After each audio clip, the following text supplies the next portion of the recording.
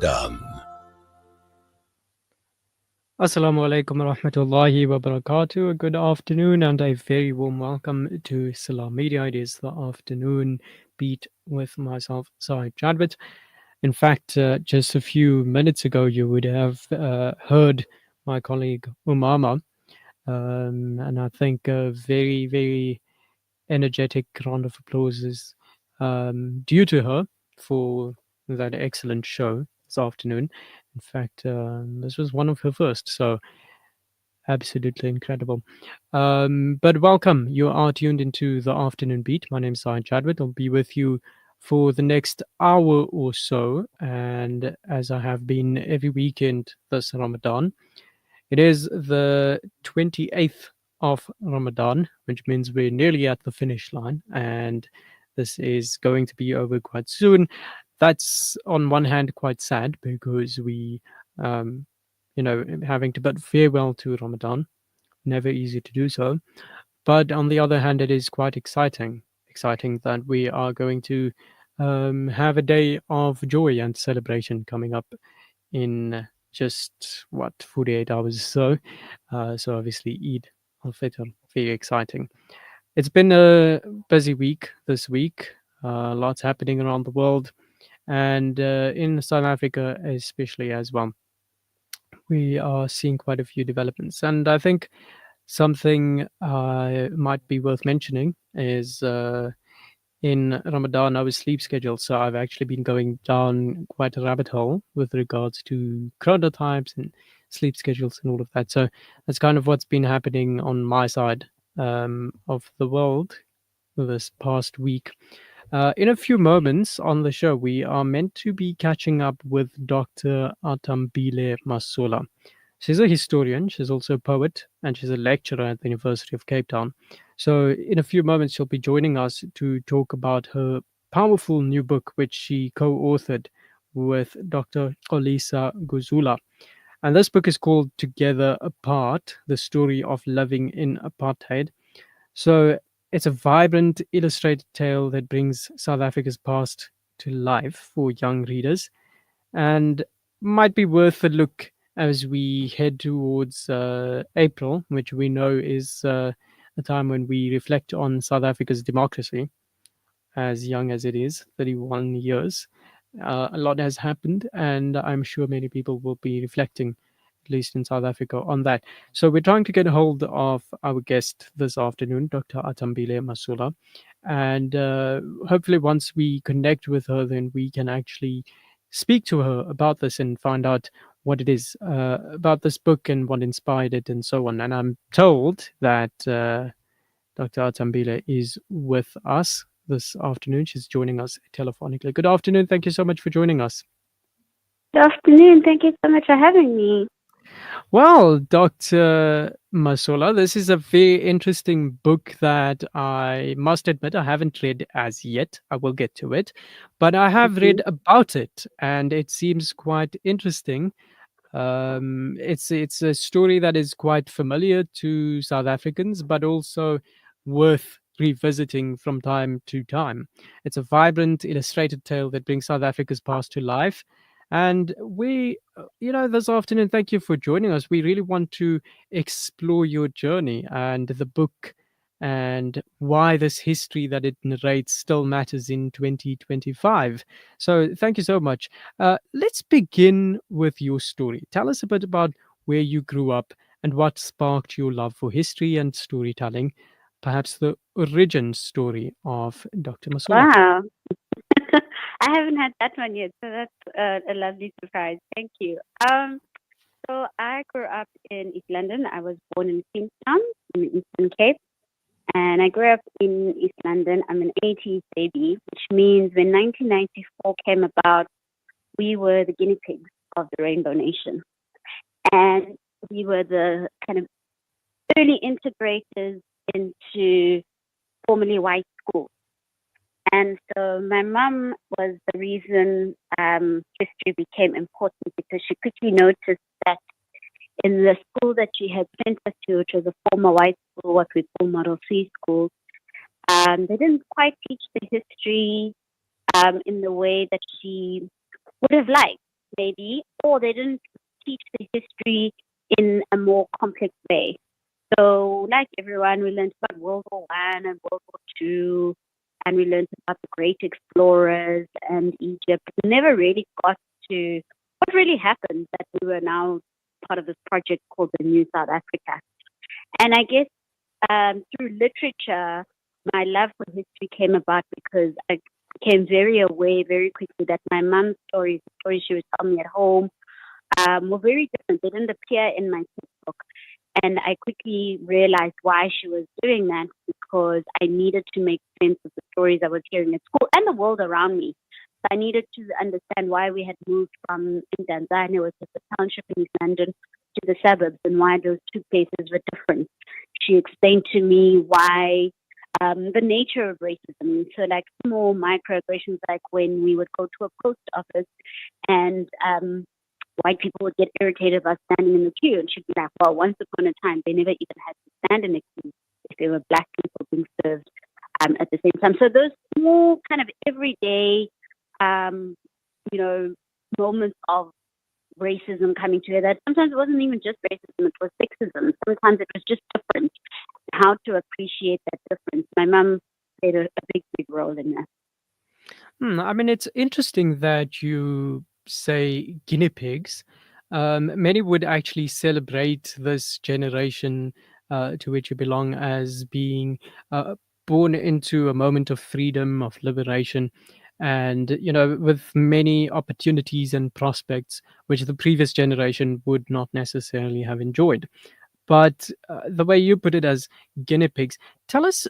I mean, the book itself, it says it's about life under apartheid. But for a moment, I think if we can just visit this life under democracy, post apartheid, what was that like for you? Yeah, and I think that's why I say guinea pigs, because on the one hand, we got this political freedom, but the kind of everyday experiences were quite hard to come by. And so there was a minority of what we call, black middle class, which had been there pre 1994. But there was a small growth of this black middle class, and many of them, for many of us, I guess the route was through former white schools. Um, and it was one kind of model of saying, okay, let's get as many educators. And you're absolutely right. I mean, I went to university when NSFAS still worked. I went to university before FEASN 4. I went to university when, and my friends and I of that generation talk about it a lot. It never crossed my mind that I would not go to university. It was a matter of which university I would go to and which financial models I would pick in order to get through to university. It never crossed my mind that I would not get a job because in the early 2000s, mid 2000s, it still felt like there were many, many opportunities. And then we began to see the cracks. And I think it's important for me to be honest about that. And that's why even in the way that we frame this book, so what we do is we have the overarching historical facts, but they are introduced through 5 fictional characters, Makulu, a grandmother, and 4 grandchildren.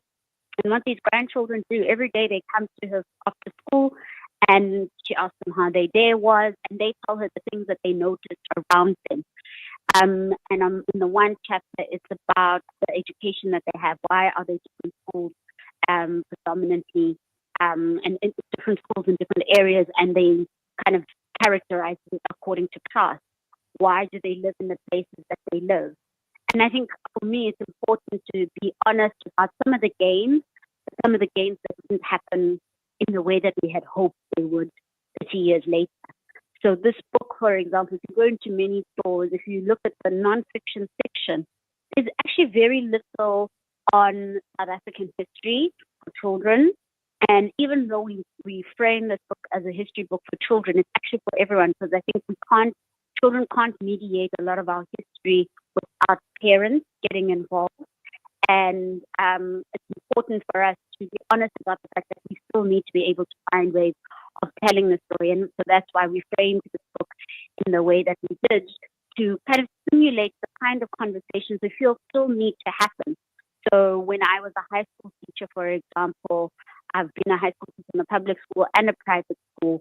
And there were just very different ways in which we were relating with history, depending on which school I was in and depending on which class bracket of children I was speaking to. So I found that working class kids, because of their difficult circumstances, had to grow up quickly and had to understand the current situation, but also kind of using history as a way of explaining it. Whereas for middle class and upper middle class children, it's like their innocence was protected because they grew up behind high walls. They're going in and out of mommy and daddy's car. Their school is pristine. And so they have a chance to be eased into this story because they are buffered from it by their class.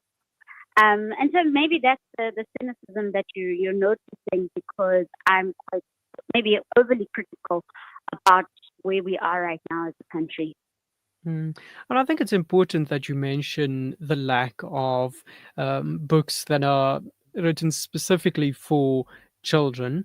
Obviously, the parents do need to get involved at some point, as you mentioned. But it's interesting how you mention if we walk into a bookstore and then we'll immediately just notice that lack in the nonfiction section. But let's talk about this book that you've co-authored. It's called Together Apart, and I'm just wondering what sparked this project, the idea behind this, and why did you feel it was time to tell this story for young readers in 2025? Sure. So Kolisa Guzula and I had written 3 other books prior to this one called Imboko, The Woman Who Shaped Us. And it's a series of 3 books, 10 women featured in each book, sort of 10 women who made history in various categories. The book is divided into 3 categories. And for us, again, that genre is actually quite popular, but again, will probably feature a lot of American women, Harriet Tubman, Jamison, the woman who went to the moon, I've forgotten her name now, her name is Jamison, and sort of Marie Curie, those kinds of characters. And we thought, well, we don't have something like that at home. So we were stepping into quite a well-known genre. There's another book, The A to Z of South African Women, that doesn't give as much biographical information as we were trying to in this book. So that was where our interest and our actually kind of very stark realization, because we both worked with fiction, children's fiction books, having worked in the literacy space, but became very aware very quickly that, oh my goodness, there's this gap of this nonfiction, but in particular history. And so when we finished that book and we were going around having conversations with people about this book, the publisher was like, hey, we've had this idea for a while. They had done a book years ago, I think, titled Explaining Racism to My Child or my grandchild.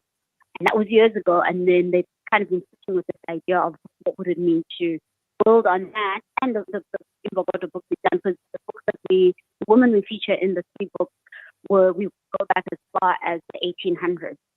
So you have to understand the 1800s before you can get to Africalia Baum, who's one of the people that we mention in the current context. So that kind of span of time was something that became quite aware that we just assumed that, either parents or teachers would fill in that gap, or maybe children knew already, and it turned out that they didn't. So then this book became important to say, well, how then would we tell the story of South Africa? And it was very difficult because, one, I don't think there are many stories to how South Africa comes about. And of course, a lot of people, do you start with 1910? Do you start with 1948? Do you start with 1994? All those moments tell us a different story. Do you start with 1652, as Patrick Meller's book, The Liar 1652, talks about? So it's a big, big story. And so it felt like an important challenge, which is why it also took us as long as it did. Because then we had to figure out how we were going to tell it. So when we started doing the research, we looked at other examples. There's a book called Rise by Richard Cunningham that we were quite inspired by. There's a book by Unomalanga Mkhize that kind of children learn about African history while traveling through the continent. There were quite a few examples, and kind of taking from the existing examples to get to what we have. And then insisting that actually we're not going to start with 1652, we're not going to start with 1820, we're not going to start with 1910, we're going to start with deep history, sort of indigenous life in this region. Because also South Africa is an invention, whether we like it or not. That kind of comes about, I guess, 1910. But, even though 1994 can be contrasted with that. And so, the structure that we took was, we'll start with deep history, then have segregation. And only in the third chapter, we then start talking about 1948, which, even though the story of living in apartheid legislatively begins with the National Party coming into power in 1948, the foundation has already been set by the policies of segregation, by the Union of South Africa, by the 1913 Land Act. And so we try and map out as much as that as possible. I mean, it's extremely important to understand our history and to refresh our minds when when we realize that we are becoming a bit complacent about it, which can be very easy if we living comfortable lives. Um, but some might argue that, hang on, this this is a very dense topic. It's very intense, and children will eventually learn about apartheid and life under apartheid when they confront it in their history textbooks in school. So why should they be introduced to such intense topics at a young age when they should, I don't know, say, be watching Cocomelon or something like that?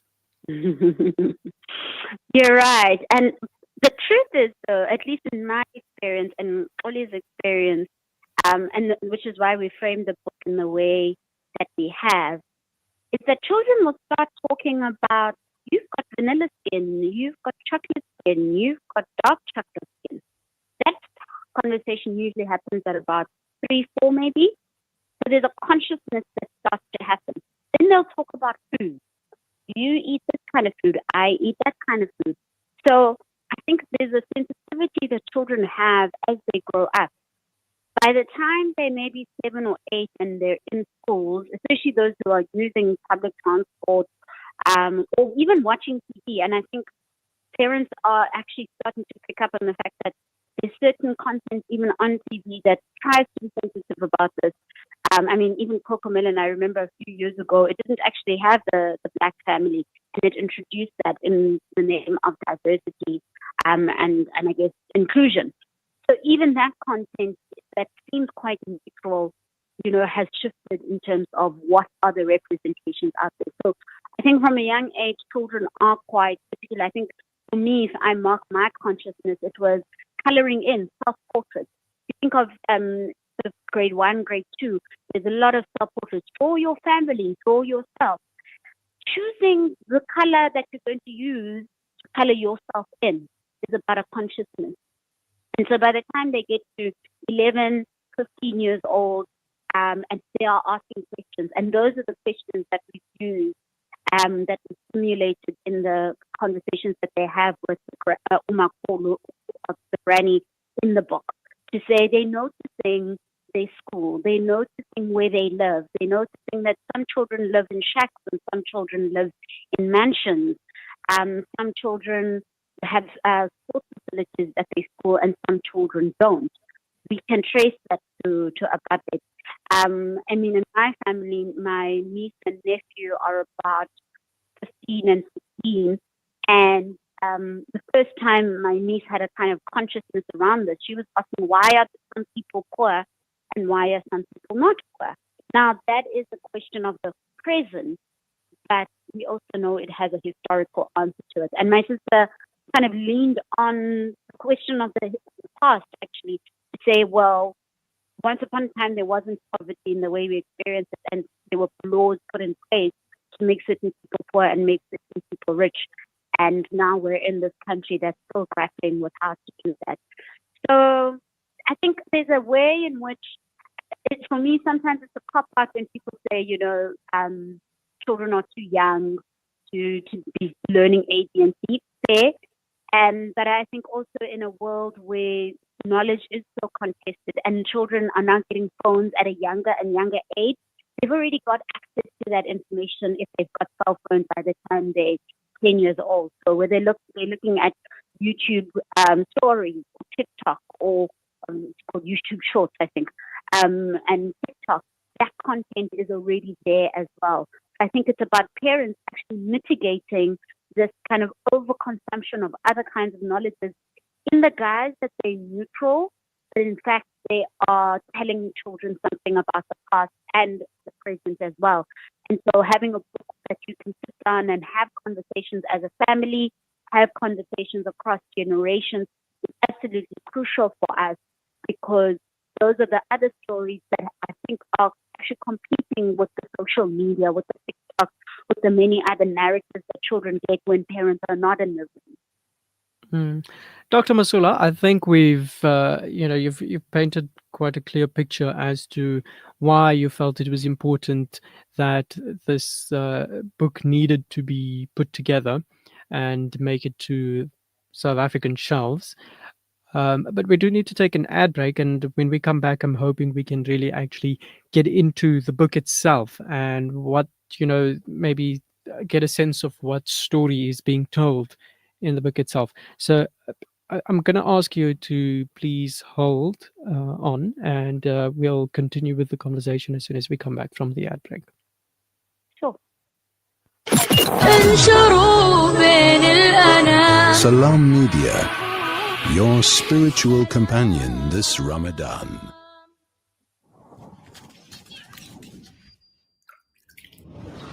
Water with purity, food with love. Zakat makes it possible to establish the things that matter. It sets the foundation right for the family around the dinner table, the mothers who carry the heavy load, the children who want to play. Zakat is not just money. It is the reason why so many across the world are smiling before they sleep. With Zakat, there is blessing. With Zakat, there is hope. Not just in their life, but ours too. Your Zakat helps us continue to serve with love, with hope, because with you, we can. Give your Zakat to Penny Appeal Australia today. You know, it's a wonder how kids get anything done these days. With all the distractions, when do they even get time to study? As a mother, all I can really do is make sure they have all they need to perform at their best. That's why I choose to include Sunfoil, triple refined pure sunflower oil with every meal I make. Naturally cholesterol-free and approved by the Heart and Stroke Foundation as part of a balanced eating plan. So whether I'm cooking, frying or baking, I know every dish will be a wholesome one. Sunfoil, now we're cooking. When the perfect blend of stylish decor, exquisite halal cuisine and warm hospitality come together, it could only mean Albeit Lodge. Your true home away from home. Albeit is the ideal heaven for families, business people, and tourists with its 4-star family rooms and other luxurious facilities. Conveniently situated close to Port Elizabeth Airport, the beach, and other amenities. Your stay will be truly unforgettable, as you'll be taking home lasting memories of the warm hospitality, the serenity and tranquility that Albeit has to offer. For reservations, call 041 583 6415. or visit www.albaitlodge.co.za. This Ramadan, join Africa Muslims Agency to provide meals of mercy in 23 nations across the world. Feed the fasting for 120 Rand per day, provide a grocery hamper for 1,800 Rand per month, and feed a community for 19,000 Rand per day. A single meal can turn hunger into hope from Gaza to South Africa to Malawi and beyond. Help AMA to set a table where there was none. 23 nations, one table, every meal a mercy. With so many investment options today, it's only natural that you might feel a little confused which route to take. Should I buy shares or should I invest in gold bullion? Randery Jewelers now brings you the Zahab coin, an alternative to the Kruger Rand. The Zahab coin, a solid wealth protector in its purest form of 24-karat gold, is the safest way to protect your wealth. So don't just sit there and watch your paper money depreciate. Change to gold. Call Randery Jewelers now at 031 202 4701 or visit www.rjcoin.co.za, situated at 151 Essenwood Road, Musgrave, Durban. Randery Jewelers, the family name you can trust.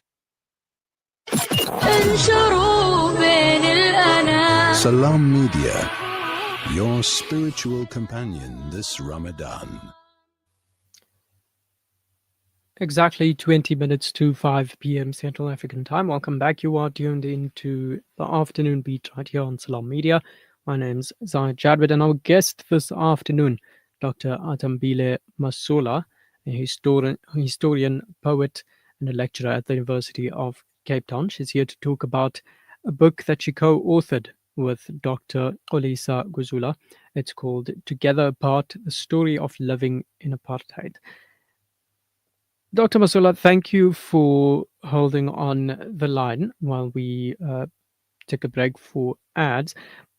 I think if we were to now continue with this conversation and pick up where we left it, we're looking at this book, and it's told through Makulu, the grandmother.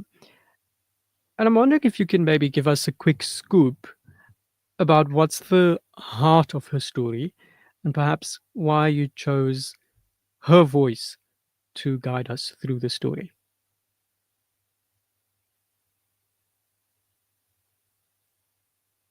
Dr. Masola? Hello, can you hear me? Yes, I can hear you. Are you still with us? Yes, I'm still here.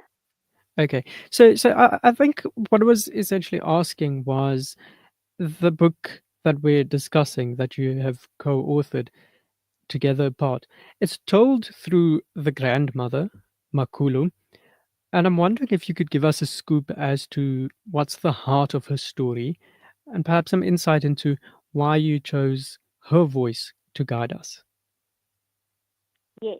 So we deliberately didn't kind of overburden Makulu's background story.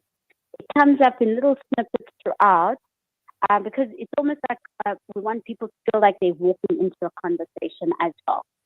So in the introduction, we introduce the characters briefly, but you kind of don't know where they really are. They could be in Cape Town, they could be in Durban, they could be in Tanzania, they could be in Lazi. We try and kind of neutralize that so that people can walk into the conversation with them. But we know she's kind of framed as a very knowledgeable grandmother. She wanted to be a doctor but couldn't be. And that comes up in one of the chapters about work and how people's careers were impacted by apartheid. And then, again, we don't belabor the stories of the individual children. People can make up their own. I mean, the names, again, Priya, Chiluva, Aiden, and Jessica, you kind of tell, and you'll see in the images racially, but we don't overburden in the conversations with the children. Jessica makes a comment of, my family doesn't want to talk about apartheid. So you get a sense of the kind of white family that she comes from. But we kind of kept it quite neutral because we want people to be able to insert their own stories into the book as well. So that was one choice. And then each chapter is introduced by these brief conversations where you get a bit of their characters. So in the one chapter about love and relationships, for example, Aben makes a comment that the chapter is introduced where the children are reading Trevor Noah's Born a Crime, where he talks about interracial relationships and morality acts and so on.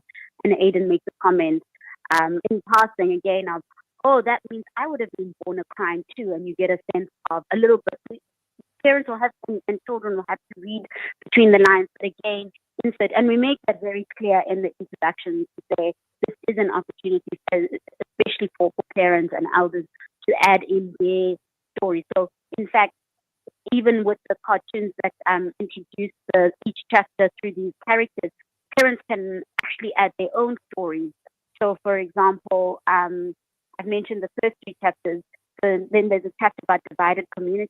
Parents can talk about where they grew up and how they grew up, and then get into the chapter. And then there's the chapter, Let the People Love and Relationships.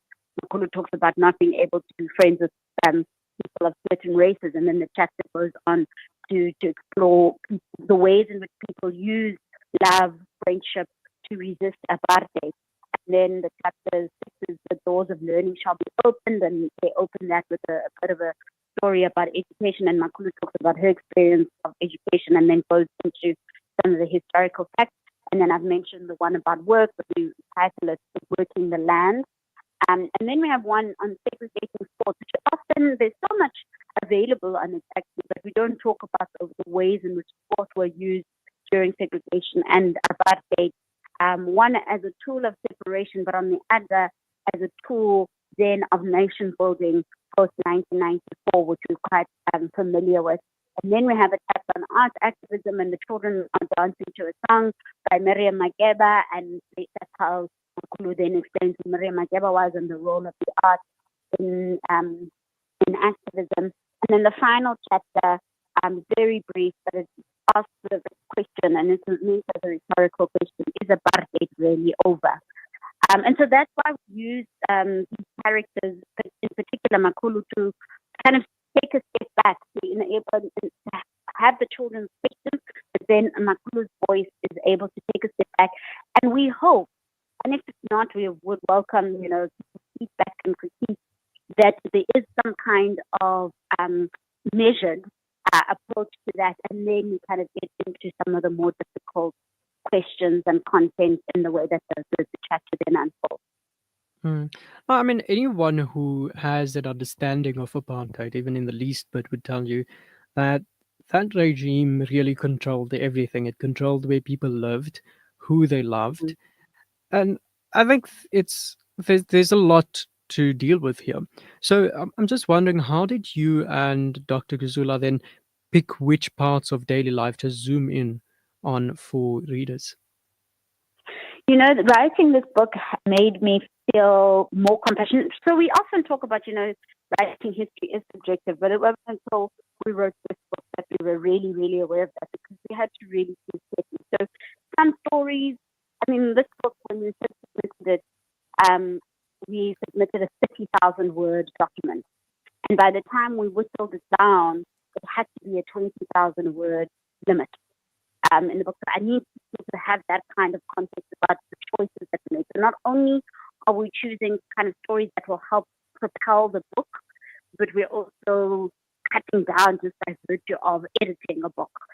And so we were very subjective. So, for example, in the education chapter, we both felt very strongly about including something about Neville Alexander, for example, who was an important mentor to us, who was an activist who ended up on Robben Island, but whose story hasn't been quite fully explored. So we felt, well, we can't write about education without talking about someone like him, not because we love him, but because his story also captures some of the complexities of South Africa. In the work section, we felt it was important to map out all the labor laws and the trade unions. And it actually made me realize that I feel like labor unions in South Africa, they're always kind of comprehensive, kind of everyday histories. Or those books used to exist, and some of them we use. But I feel like a kind of revision of those histories. So we list a lot of the unions. We mention the organizations like the UDF, and people will see that sorry, I'm mumbling through this because I'm remembering the times of the choices that we made. So, for example, there was a section that we had on religious groups and how they worked together in activism. Some organizations and some states worked and hand in hand with resistance organizations. That was a really difficult section because we started with a lot of information and we had to whittle down in order to make space for, say, talking about the UDF, for example. So that's how we made the choices. Some of them were political, some of them were about what the access that we had, for example, including images from newspapers and including extracts from actual laws that were made. It was really, really difficult. I do want to emphasize that it was incredibly difficult. And sometimes you work on a section and you think, okay, this is going to make it into the final one. And then when we meet, it just doesn't quite flow in the book. And so you then have to edit it out. And some of it we were quite specific about kind of starting with a contemporary moment and then working backwards. So, for example, in the sports section, we include the stories of women like Thembi Khatlana, who plays for Banyana Banyana, but I mean, that seems very contemporary, but you can't understand it outside of the context of what was happening for women and sports in the past. We include Desiree Ellis and her stories about women in soccer, and we talk about Ria Ledwaba, who established the Ria Stars in 1989 as one of the only women who were doing that. So we also jump between the past and the present quite a lot. You can imagine in the rugby section, we can't talk about rugby without talking about our current team. We can't talk about, so we contrast a section called Freedom in Sport, where we write about Wade van Niekerk and Pastor Semenya. We contrast their story with Olile Yawa, as well as Belinda Nkonzo, whose careers didn't quite flourish as much because of apartheid. So it's also dancing across time, but also trying to keep a kind of chronology in the story, and then also kind of holding it with the bigger historical stories that people know, particularly through our national public holidays. Those help. So, of course, we kind of are guided by those that's already something that people already know. So you can't write about education without writing about June 1976. And so we hold on to those because I think that's the way in which, in our public imagination, history is told through these public holidays. And so that also is a kind of thread that helps us. Yeah, I mean, it sounds like you had a lot to go through, and understandably so, considering the topic that is being discussed in this particular book. But you end with a call to action about not forgetting the past, especially with stuff like rising fascism popping up globally. What's one big lesson you hope kids take from this to shape tomorrow? I think there's a sense of hope. I think right now the world feels very bleak and very confusing. And I think at times I feel so sorry for children who are growing up in this time, because I remember, if I started off by saying like anything, the flip side of that experiment was that there was just a sense of hope. There was a sense of we were doing something. There was a sense of we can get this right. There was a sense of it was so terrible, it will never happen again. And so when we see some of those gains being challenged, being undermined, I think it can get quite frustrating and even depressing. So even for myself, as I was writing this book, the way that we end was mostly actually for myself, to say, yes, South Africa sometimes feels like a country of two nations, but, we've come so far. And it's not even actually just South Africa, I think it's the world right now. And so for myself and hopefully for the kids, to just have a sense of hope, but also a sense of joy. I think one of the things that I keep coming back to when I study history in the particular area that I look into is that people insisted on living despite how difficult things were. And so that's something that I try hold on to. Before we let you go, I know we are running slightly over time, but what's next for you, and any stories or histories you're itching to dig into next? Oh my goodness, there's always something brewing and on the pipeline. In fact, Polly and I were having a conversation just recently that we want to kind of sit down. Maybe the book came out in January, so maybe by June, just to sit down and brainstorm. We would love to go back to the Imbokodo book, the stories about women. That's really my area. There's another book I'm working with a colleague where we look at, and it's an adult book that I'm hoping will convert it into something that could be for young adults and perhaps children, of looking at women's friendships as a way of thinking about history.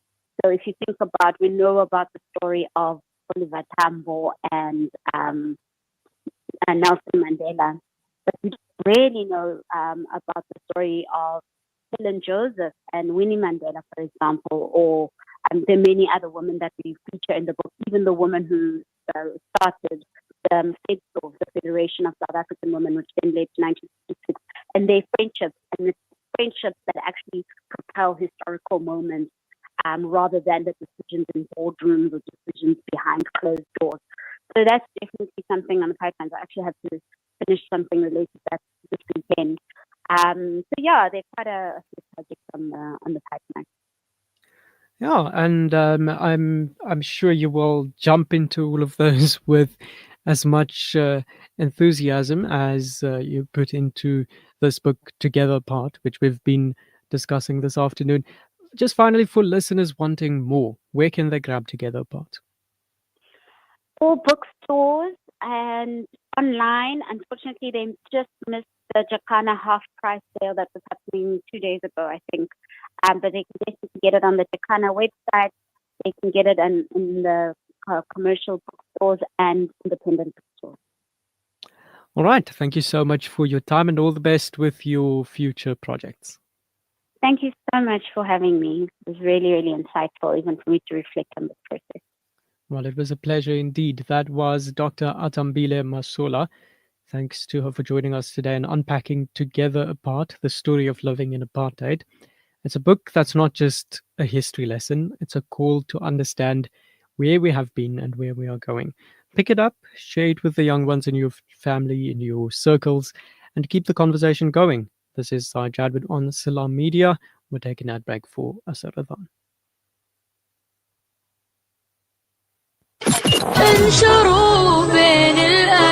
Salam Media, your spiritual companion this Ramadan.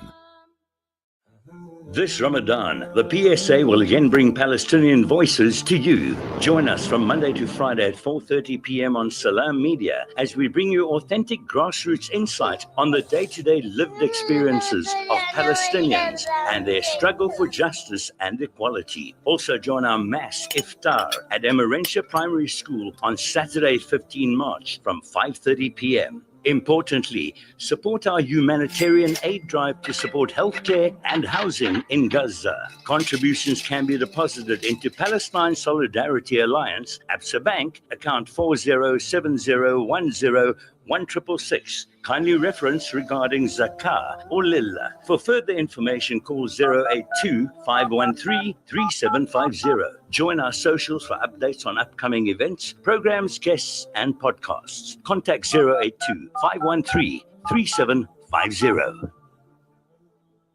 Freedom Stationery supply Marlin and Marlin Kids pens to me and my school friends. They supply just about everything we need to help us get a better education, from books to files to rulers. In fact, any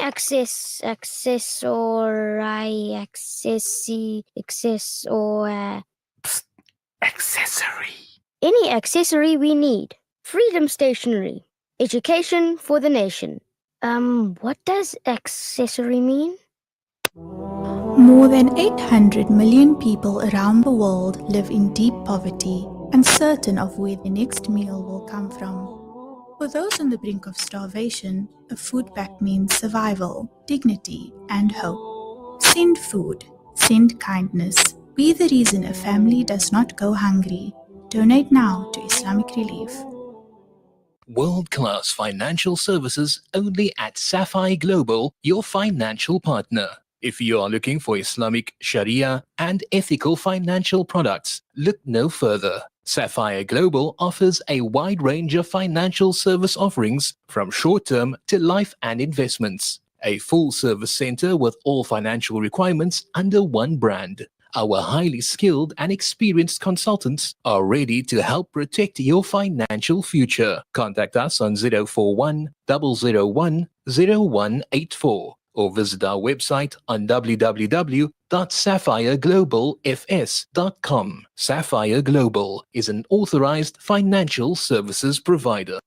Discover the Africa of your dreams and surround yourself with her spectacular beauty. Relax beneath her serene sunsets and explore wildlife at its natural best. It's where the pride of Africa comes together. The Kwantu Private Game Reserve. Get to know the Big Five or cruise on an elephant safari game drive. Interact with lion and tiger cubs and enjoy world-class halal cuisine while we pamper you during your 5-star stay. Indulge in the true African experience. For reservations, reservations. Call now on 042 203 1400 or visit kwantu.co.za.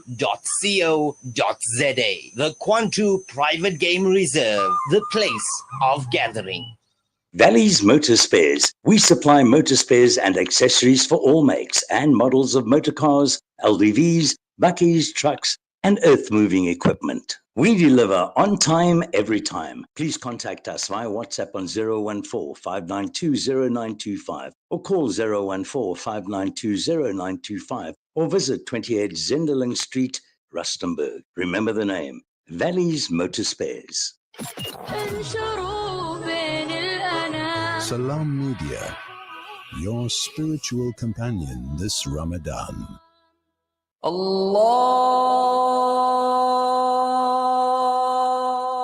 Akbar,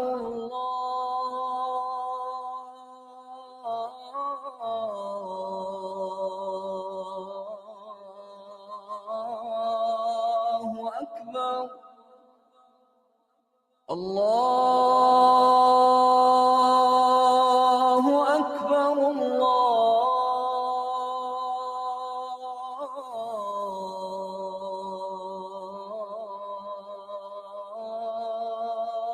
Akbar. Ashhadu an la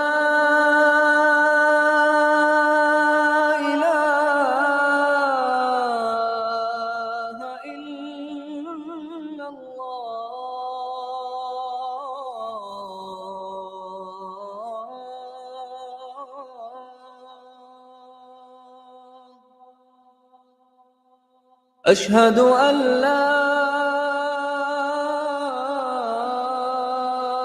إله إلا الله أشهد أن محمدًا رسول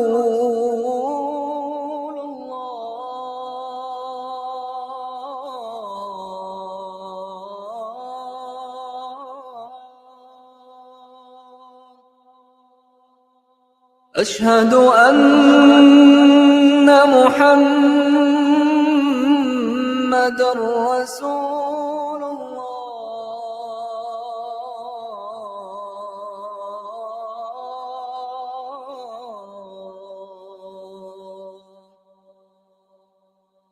حي على الصلاة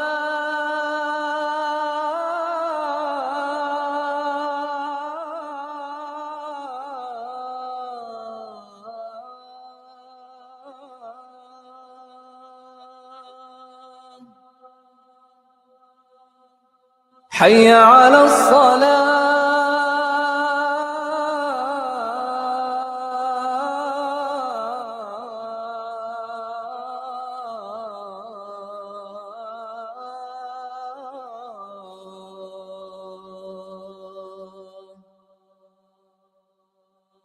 حي على الفلاح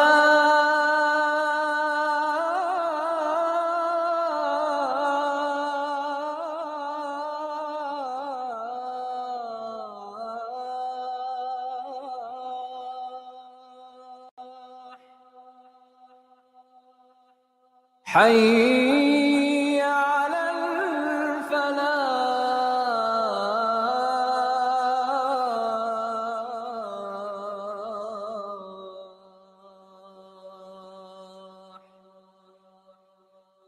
الله أكبر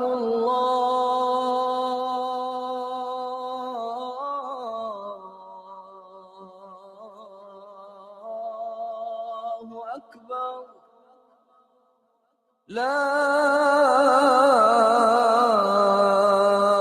إله إلا الله